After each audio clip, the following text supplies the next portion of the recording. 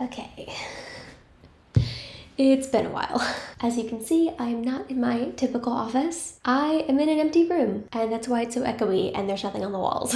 And I look down and there's just moving boxes all around me, so I have some news to share. So the past few months have been an absolute whirlwind for me for so many reasons, but one of the big reasons is my husband Michael and I decided to move from New York City back to where we grew up and our families live in Maryland, right outside of Washington, D.C. And so I thought I'd make a video explaining why we did that, and maybe it'll lead to some insights for your life and big decisions that you have coming up. Also, it snowed like 6 inches last night, and so this morning we went and walked around in the snow with our dog Olive, and it was so beautiful and fun. Very happy. So if you're in the thick of it, I'm here to tell you that life gets better. Dare the universe to show you how good life can get, because sometimes it's even better than you dreamed. Also, if you're somebody who's feeling conflicted on where to live or where to move, first of all, I hope this video helps, and second of all, I encourage you to feel good about that freedom and confusion. Confusion means that you have options. And the further along you go in life, the less flexibility and options you have because you gain more responsibility, like you get married, you buy a house, you have kids, and it becomes harder to make these kind of decisions. So in 2019, my husband Michael and I moved to New York City. And honestly, it was always in the plans, like ever since we were in high school. Yes, we started dating in high school. He was a graphic designer, I was a filmmaker, and that's just what you do. You go to New York or LA if you're really serious about your career. And moving to New York City, it was nothing short of magical. It was an absolute dream come true. And I am so happy that I spent my 20s in New York City, the best place. So we moved in 2019, right before the pandemic hit, and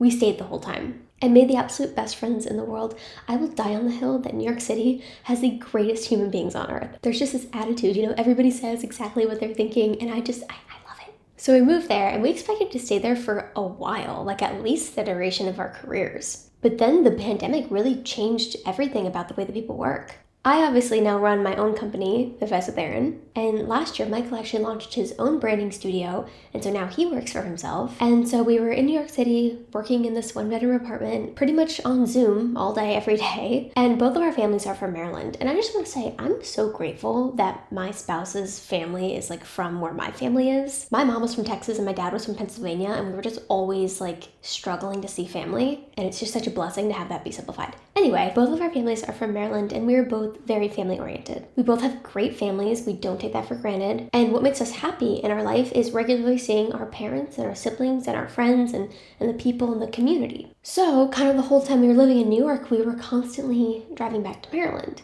We would drive back for weddings and baby showers and beach trips and camping trips and all of these things all the time. And like going up and down 95 that much, y'all, if you know, the Jersey Turnpike physically takes a toll on you. It is awful. And last year it hit a point where it kind of dawned on us that moving to the city didn't serve the original purpose anymore. Like the world around us had changed, but also our work had changed. Like we were just living in New York for the vibes and the friends, which were both excellent. But other than that, we really didn't have to live there. Like all the people we work with are in LA, in Chicago, in London. Everything was on Zoom anyway, except for the occasional meeting. And even when I tried to make YouTube videos like this, I would constantly be pausing for ambulances and helicopters and trucks backing up. Like it was just, I was like, what am I doing?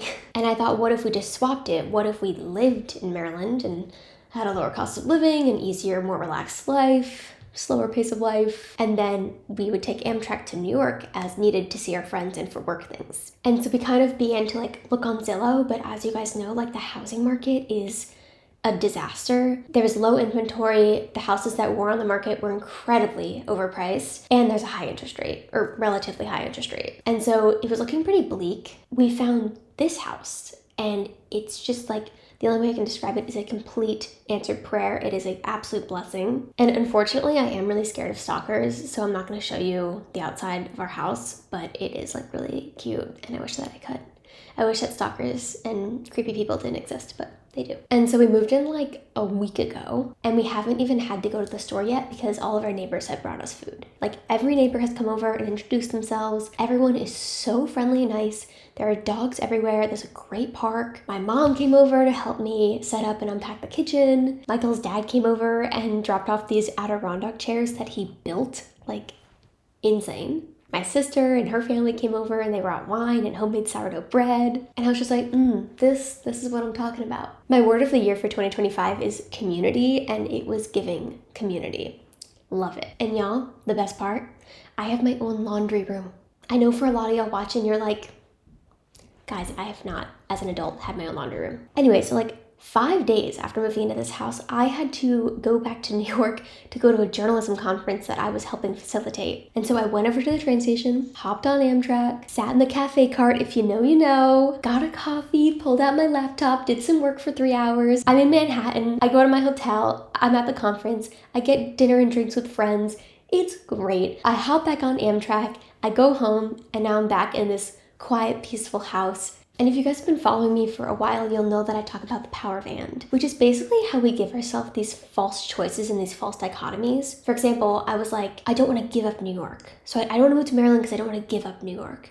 Or I don't want to stay in New York because I don't want to give up family and fostering community back in Maryland. But this was a power of and moment for me because I knew that I could fully live in Maryland and be present there, but also have this pipeline to New York where I could still do what I need to do there. And that really solidified for me that this was just the best setup and decision for me. And one more thing that I want to add in here is that I generally live my life in a proactive sense. So I don't run away from bad things, but I rather run towards better things. So I didn't run away from New York. I still love New York. And if I was a billionaire, I would absolutely have a brownstone there and spend half of my time in New York. But rather, I ran towards a newly molded version of my life, a next chapter where I can prioritize things that are important to me right now versus the things that were important to me when I was 22. And so I encourage you to dream and hope and be optimistic about your future. And to wrap things up here, I'm going to name 3 takeaways that I have for you from this era of my life, or as I would refer to them as transitional periods. This was a big transitional period for me. Okay, number 1, if you're facing a decision, just make a decision. Life is linear. Like, it does not stop. You are already older now than when you first started this video. Like, life doesn't pause when you're overthinking or weighing your options or doing all this. Like, absolutely, like, think through your decisions through. But at the same time, know that, like, time isn't waiting for you. Life isn't waiting for you. You just need to try. And every decision that you make, it's just gathering data. Success isn't final.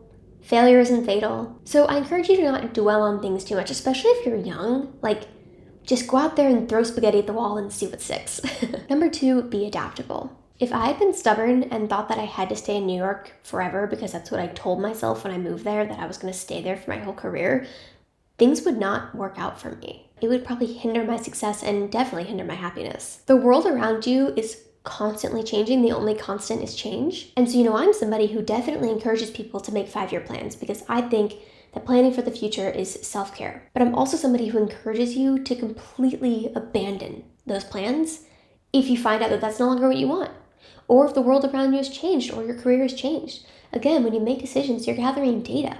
And so you need to update your path, your goal, or your trail, and what you're doing to reflect the new data that you've gathered. The pandemic really changed the world. You're probably going to pivot in your career 2 or 3 times. The one trait that all successful people have in common, every single one, is that they're adaptable. They don't get stubborn, they don't get fixated, and they don't see an obstacle and think, I can't get past that. They get creative and they think about, how can I pivot? How can I move here? How can I flow like water and get to where I'm going? So roll with the punches and don't be stubborn. And number 3, find your joy. Something that I learned about myself in my 20s, honestly, through meticulously tracking through data my happiness. I have like all these little things where I track my daily happiness. Anyway, maybe I'll make another video on that. The one thing that I found is a common thread in when I'm feeling happiest in my life is community. So this is just having people around you who you feel like really support you. And if you have good family and friends or community who you feel like really like understand, love, and support you, that is wealth. That is something that billionaires can't buy. And for me, that's what makes me feel really happy, or at least that's what the data shows when I track my happiness. And so for me, what's really important is creating a life where I can maximize the amount of time I spend doing things that are really meaningful and fulfilling to me. And so I will leave you with that. Now that I have my studio, I'm going to be pumping out a lot more awesome career and life advice for y'all. I'm really, really excited about creating videos that are hyper helpful to you in your life and help you maximize your happiness and minimize your stress. So with that, I'll finish with you got this, and I'll see you next time.